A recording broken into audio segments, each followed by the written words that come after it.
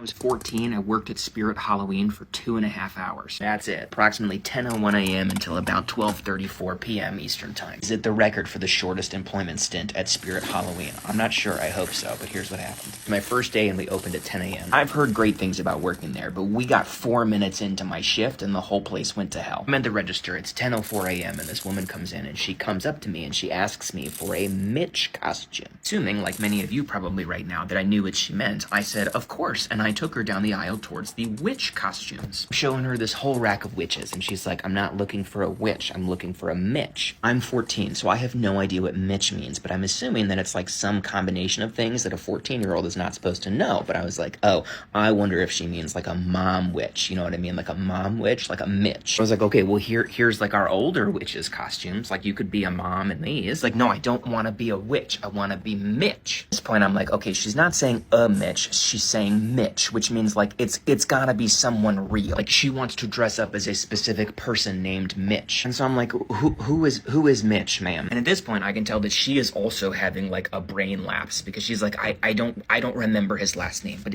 it's Mitch, you know, like Mitch up there in DC, Mitch. Again, I am 14, and even though, yes, I lived right by the border of the District of Columbia, I had no idea what was happening in DC. I was 14. It was back and forth for no joke, like 4 minutes, as she's trying to tell me, like, you know, it's Mitch. And I'm like, I don't know what Mitch is. The only Mitch that I know is a witch Mitch. It's a witch with the W that's flipped. And you're wrong. I don't know what a Mitch. Finally, she realizes that I'm going to be of no help, even though I realized that 3.5 minutes earlier. She asked to talk to my supervisor, and so I bring my supervisor over. Just a top-notch look on day one, literally 7 minutes into my employment, to need to call over my supervisor. By the way, had been at Spirit for years. One of the happiest people I've ever met. This woman is like describing what she means by Mitch, and they take about 2 or 3 minutes before finally my supervisor is like, ma'am, are you talking about Mitch McConnell? Light bulbs. In retrospect is of course absolutely preposterous, because who wanted to dress up as Mitch McConnell in 2001? Like who, what even, first of all, if your whole plan is to dress up as someone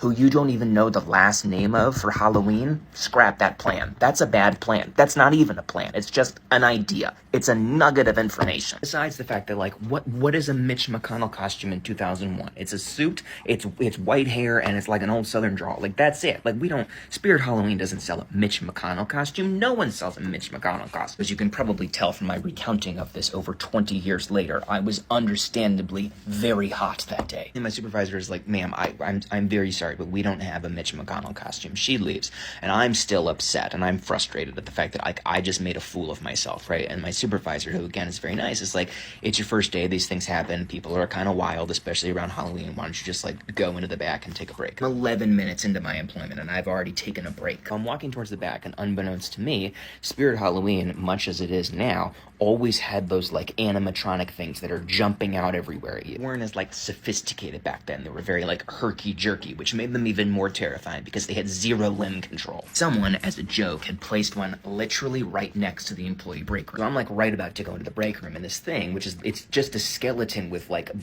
basically a hoodie on, right, covering its face, which makes it even more terrifying because I don't know what's happening inside those already dead eyes. As I'm reaching for the handle, it just jumps out. I scream. This like 10-year-old boy 15 feet away from me screams because like someone else is screaming, so of course you need to start screaming. People are staring at me. I look down the aisle back towards my supervisor, and she's got this face on where she's like, point, I just want to hide underground. So I go into the break room, and I go on break for approximately 2 hours and 17 minutes. I emerged at 12:34 p.m. Eastern Time, and I walked out the front doors, and I never went back. I never even officially quit. It is possible, in fact, that I am still technically employed at Spirit Halloween. So I'm either the shortest employee ever or the longest. When I was a kid, I remember hearing about a grisly murder involving 2 children that has never left my mind. On the morning of August 2nd, 1993, a young 4-year-old boy named Derek Roby set off down the street to attend summer camp at a park in his home in Savona, New York. Before leaving, he gave his mom a kiss and said, "I love you, Mom." This would be the last time his mother would hear those words. Doreen Roby stated that it was the first time she ever let Derek go anywhere alone, but since it was only a block away, on the same side of the street, she thought that he would be safe. Also, let's take into account that this was back in 1993. It was much more common for kids to leave the house at a young age. Unfortunately, this is when a 13-year-old boy with red hair and freckles named Eric Smith spots him. He approaches Roby and tells him that he knows a shortcut through the woods. Once there, Roby fell victim to Smith as he immediately shoved a paper towel from Roby's lunch into his mouth and strangled him until he passed out. Smith punched him and then grabbed a large rock and dropped it on Roby's head. Once he was dead, Smith found a nearby stick and sodomized his body, followed by pouring a red Kool-Aid from the lunch that Roby's mother had packed him into his open wounds. A few hours later, a thunderstorm was rolling in, and Roby's mother went to the park to pick him up. However, when she arrived, she was shocked to be informed that he never arrived and quickly calls the police. Just 4 hours later, his body is found in the woods. In the days following Roby's death, Smith's family became increasingly concerned of his behavior when he approached a neighbor and a family friend the very night of the murder. He asked her questions about Roby, what would happen if the killer was a child, and DNA evidence. The neighbor assumed that he had witnessed the murder and was threatened to keep quiet. She informed his mother, who took him to the police station to speak to investigators. Initially, he denied any involvement, but eventually broke down and confessed to his mother, "I'm sorry, Mom. I'm sorry. I killed that little boy." Eric Smith was then extensively studied by specialists to uncover the reason for this heinous act. No one could wrap their head around why a 13-year-old boy would do these unspeakable acts to a toddler. Smith was subjected to extensive medical examinations from specialists. However, none of the exams of his brain showed any abnormalities. During the trial, it was discovered that Smith was bullied for his appearance, mainly his red hair and freckles. This is why when the news broke of this chilling murder, he became known as the freckled face killer. As the trial unfolded, prosecutors claimed that Smith enjoyed murdering Roby and didn't want it to end. After being a victim of bullying, Smith wanted to be the bully for once and have power over someone else. Smith stated, "I was constantly targeted for being weaker, smaller, and I became the bully towards him, and he didn't deserve it." A defense psychiatrist made a testament on what Smith was suffering from and diagnosed him with intermittent explosive disorder. This is a mental condition that causes violent and unpredictable behaviors, but the prosecution argued that it was rare to find such a condition at Smith's young age. However, there were a few red flags in Smith's younger years that should have raised concern, such as strangling a neighborhood cat when he was 9 and calling a family whose child had passed away repeatedly, asking them if he could speak to the deceased child. He was tried as an adult and sentenced to 9 years to life in prison with possibility of parole. Smith stated that it was a good thing that he was caught because he likely would have killed again, but has apologized numerous times for his crimes since he's been in prison and stated that if he could switch places with Roby and endure all the pain that he put him in, he would in a heartbeat. From 2002 to 2020, he was denied parole 10 times. In 2019, he fell in love and was engaged to a woman who had reached out to him for some questions while she was studying to be a lawyer. After nearly 30 years in prison, he was granted parole and released in February 2022. He stated that he's a changed man and wants to get married and start his own family. Only time will tell if Smith has truly changed, but what do you guys think? The very first time I ever went out in college, I got invited to a frat party, and I was like, okay, I'll go. It was 3 days after I turned 18, 2 weeks into school. I was still waiting on my fake, and I went to a bar school. So I was like, you know what, I want to do something. I'll go to this party, and I took my suite mate with me. So my suite mate and I, we go to this party. I wasn't a big drinker before college. Ignore my self-tan hand. But I get there, I order one drink, excuse me, a rum and coke, and I'm drinking it, and I'm like, something doesn't feel right. I'd had alcohol before then, and I was like, this isn't how it's supposed to make me feel, especially after just one drink. But I'm like, maybe it's just, I don't know, it's really shitty alcohol because I'm at a frat house. And I am drinking it, and last thing I remember is my hand goes numb, I drop my cup, and I fall over. That's all I remember from the night. So everything from now on is just what I have been told from observers. So my suite mate who I'm with is like, she's not okay. We have to get her back to the dorm. So calls an Uber, gets me back to the dorm. We get back to the dorm. She has to call a guy from our floor to come carry me upstairs. So he comes down. He's carrying me fireman bridal style, in his arms. I'm dead. I am out cold. And the elevator doors open, and the RA on duty walks off. And she's like, this is a liability. We have to call 911. If this girl dies, this is a liability. And I guess at the time, there was, no angel laws in South Carolina. So when they called 911 and for the paramedics to come, the cops also came because I was a minor. And like I said, this was literally 3 days after I turned 18, too. So, if this had happened before then, I would have been, not an adult, which would have been, helpful. But anyways, so the cops come with it. They write me a citation, and my suite mate is she's obviously not in a state. I was on the stretcher at this point, being loaded into an ambulance. And she's like, can I just take the citation and give it to her tomorrow? And the cops are like, no. And apparently they just, rested on my body. I wake up the next morning at 6 a.m. in the hospital, or I'm woken up by a nurse. I'm laying on my back in a cot in a hallway, covered in my own vomit. I got so lucky I didn't aspirate. The nurse is like, you need to leave. And I'm like, I couldn't even lift my head. I just started puking again. And I was like, I can't leave right now. Like, I have to stay longer. She hands me it was Gatorade, I think. She hands me a cup of Gatorade. I drink it. I immediately throw it back up. She goes, probably should have given you water. And then just walks away. So then 2 hours later at 8 a.m., they wake me up again and they're like, you really have to leave this time. And they hand me a taxi voucher and stick me in a taxi back to my dorm. I get back there, I realize my phone is gone, my wallet's gone, like everything that I left with that night is gone. And so I used my roommate's phone to call my parents because they lived about an hour and a half away from my college. And I'm like, hey guys, I woke up in a hospital and I have no idea what happened to me. And so they're obviously freaking out. They immediately come down to visit to see, and I'm like, we need to go back to the hospital. They have my phone and my wallet and stuff. I did not know I had a citation. I did not know. I hadn't seen my suite mate at this point either. So I get to the hospital, I go up to the desk, and I'm like, hey, I was in here last night, and I think the paramedics lost my phone and my wallet. That's all I asked for, because that's all I thought I had. The lady's like, oh, okay. She finds in like their little lost and found. She hands me my phone and my wallet. I'm on my merry way. So traumatized. I was begging my parents to let me drop out of college because I was already having a bad time. And this was just like horrific because we're pretty sure someone slipped something into my drink, and then my hospital experience was also horrific.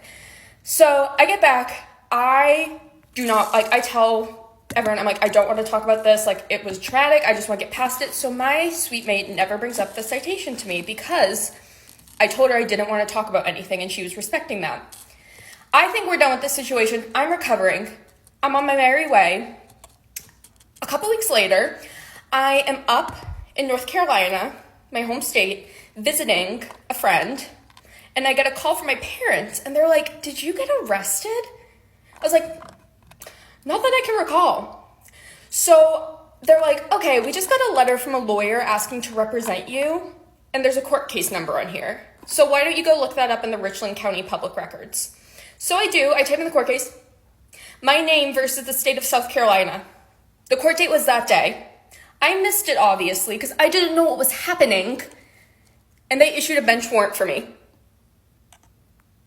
I still have the paper, and I was in a different state. So if I had been pulled over for, like, speeding or something, like, jail. Straight to jail. So I'm like, fuck.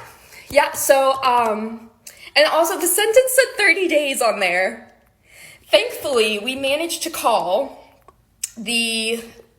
whoever, my parents. I was in such a state at this point, I could not handle anything myself. My parents, God love them, they helped me through all of it.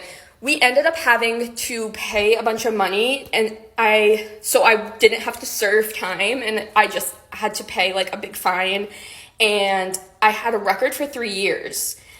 And so a few months later, like, I really think this is all done. Like, we've paid the money. Like, I know I have a record at this point, but I know I can get it expunged in 3 years. So I'm like, that's before I graduate.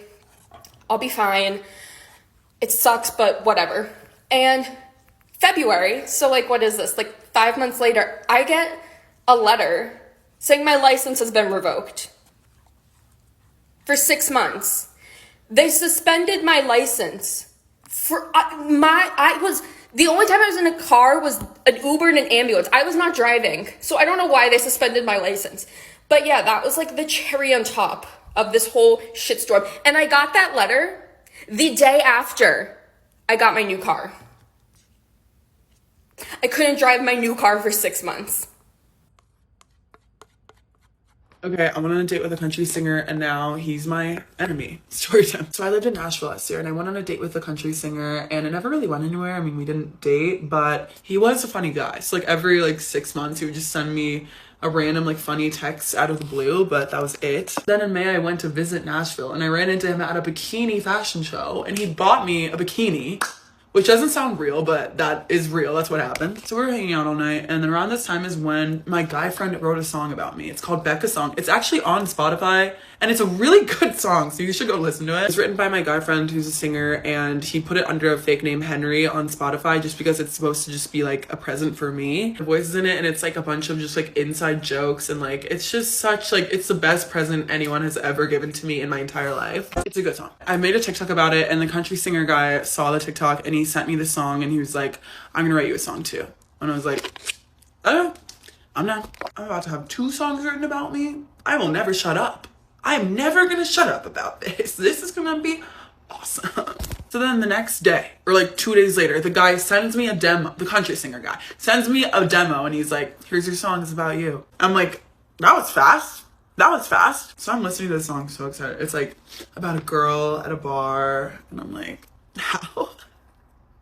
how did he know? But then it gets kind of suspicious because the song stops sounding like me basically after the part that the girl's at the bar. I don't want to give too many details about the song because I don't want you guys to figure out who I'm talking about. But in the song, the girl is wearing an outfit that I've never worn. I don't have that outfit. And she's drinking a type of liquor that I have never even tried.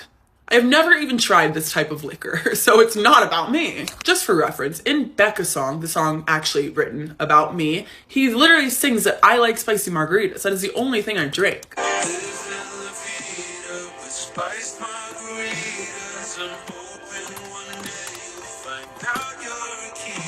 So I wrote back to him, this song is simply not about me. It's not about me. And he was like, well, okay, so it's based on the idea of you. And I'm like, then you could have changed the ideas in the song. Then you could have changed the ideas to be about me. I drop it, I was like, whatever, maybe I'm asking for too much for a song that he says is written about me to be about me. I don't know. Then I ended up posting a mirror pic of me and one of my best friends, and he replies to my story. I can't even like say what he actually said because it's a little bit inappropriate, but he basically said that he wanted to kiss both of us. Me and my best friend. I was really offended because we went on a date, and like also he bought me a bikini, and also he pretended to write a song about me. Like, does that mean nothing to no one anymore? So I said, that was disgusting. And I think he thought I was kidding. I think he thought I was being a little jokester, because then he said, haha, can you actually make a TikTok about this new song, please? No, I'm not doing that. I'm not doing that. I honestly got really sassy. I was like, you would have to pay me so much money.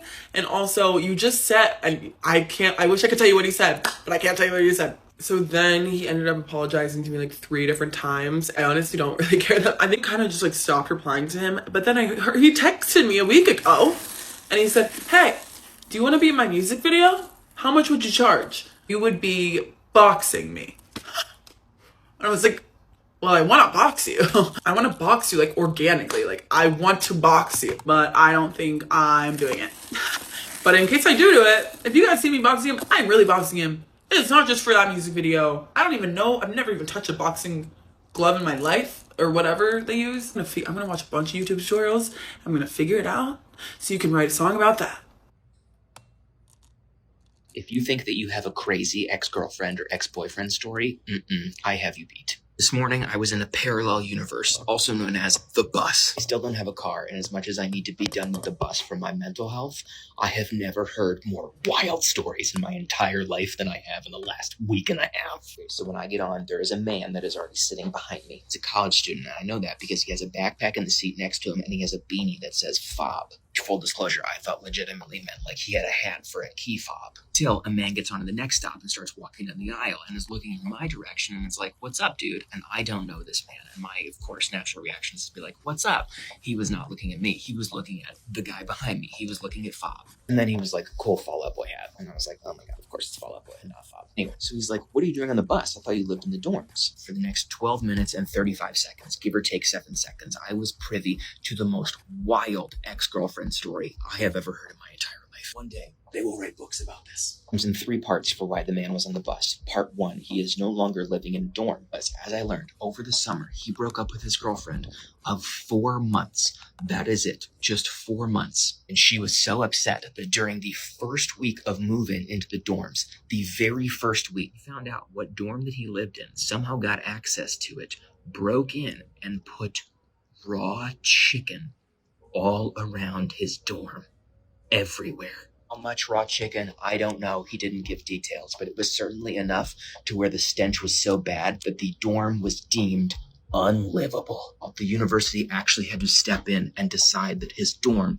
was unlivable due to raw chicken. As a result, I discovered he then had to live with his parents in the suburbs. First week of classes, he was taking a ride share to campus. He can't do that anymore because he no longer has credit cards because she reported fraud, calling his bank, pretending to be his mom, saying that the card had been stolen. He got a new card. She did it again. To recap, he now does not have a dorm on campus, and he no longer has access to banks. So his parents bought him like a very old, very used card just to be able to commute back and forth. But he can no longer use that card because on Saturday night, she appeared at their house, discovered he was using said card, and apparently, while he was sleeping, put concrete mixer in his gasoline tank. Here's the weirdest part. I was legitimately ready to step in and be like, I know some attorneys who can help you right now. Until his friend was like, what are you going to do? And he was like, I don't know, but I'm seeing her on Friday,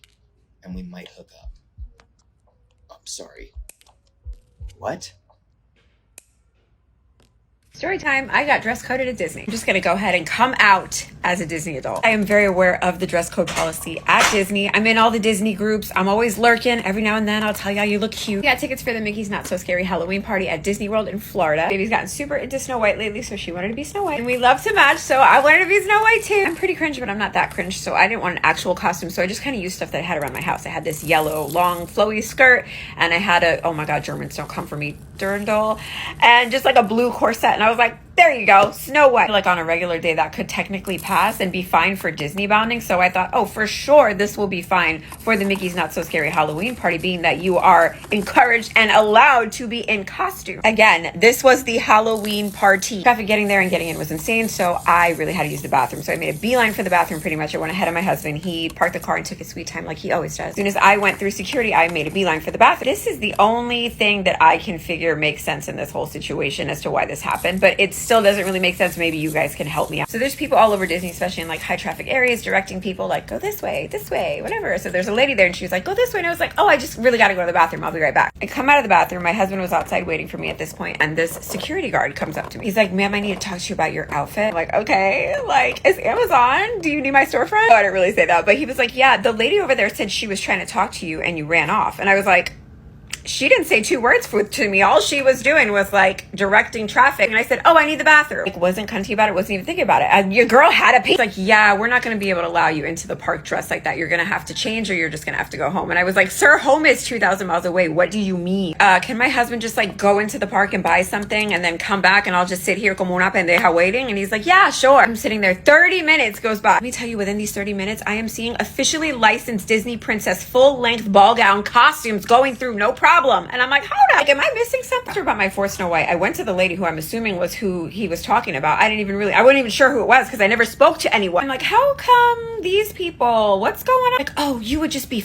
bombarded by kids. You don't even want to go in right now. They'd just be following you all night trying to take pictures. I'm like, girl, I am a 40-year-old woman pushing a stroller at the Halloween event. So I sit back down and continue to be patient. And then the same security guard comes back out and says, ma'am, I need to talk to you. Can you call your husband and just tell him to come back? I'm like, huh? It's been a huge misunderstanding and you're actually fine. Like, we apologize for the inconvenience. You can go. Literally what? No explanation. He just kept apologizing. And now I want to show you footage of the people that I saw in the park last night. Floor length gown, high heels, and a crown. There's my husband. This one's an actual Disney costume. I knew my outfit was going to be fine. You're not going to catch me slipping. I'm at Disney. Disney is like one of the #1 places where me and Gothic Baby always get recognized. Like, I'm going to be on my best behavior. It ended up being a magical night.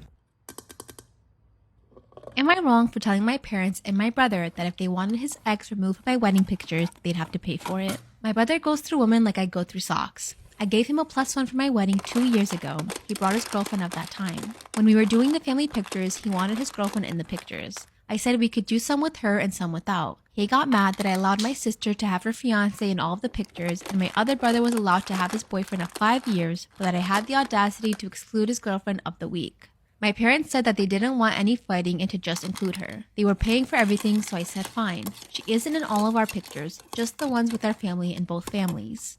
Now my brother is engaged and we had the family over last weekend. His fiancée saw our wedding pictures on the wall and got into a fight with my brother. He never told her that he had been in a serious relationship with her nemesis. He tried explaining that they only dated a very short while. He called bullshit because she was included in the family picture. She asked to see our wedding album. Sure enough, the girl was in multiple pictures with the family and the in-laws. My brother finally calmed her down, but has asked me to take down the pictures or have his ex removed. I said that it was expensive, so he would have to pay for it. He tried complaining to our parents. They said that I was being childish. I reminded them that they were the ones who insisted I give in to him. I said that they were welcome to pay for the editing. They said I was a jerk and that they already paid for the pictures once. My ignorant parents preferred my adopted brother over me, so 15 years later I abandoned them. I was 8 years old when for some reason my parents decided they wanted to adopt. The boy they adopted was 1 year younger than me but was very demanding and knew how to always get his way. He was a shrewd mastermind and began to isolate me from my own family. Let's call him Stephen. Despite our family growing up poor, Stephen always made demands to my parents and they met them. I would never get a gift on Christmas or Thanksgiving, but he would get his favorite new toy or a Game Boy. I used to get really frustrated and yell, "Why does he get gifts but I don't?" And my parents would always reply the same way, "Stephen grew up in a rough environment so he deserves better." Stephen knew this and took advantage of it.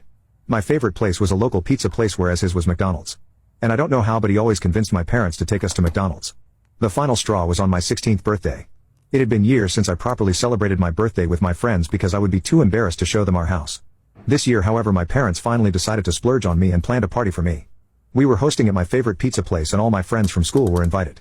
Leading up to the party, Stephen was pouting a lot and throwing a lot of tantrums. I should have known those were signs and he would do something to mess up my day.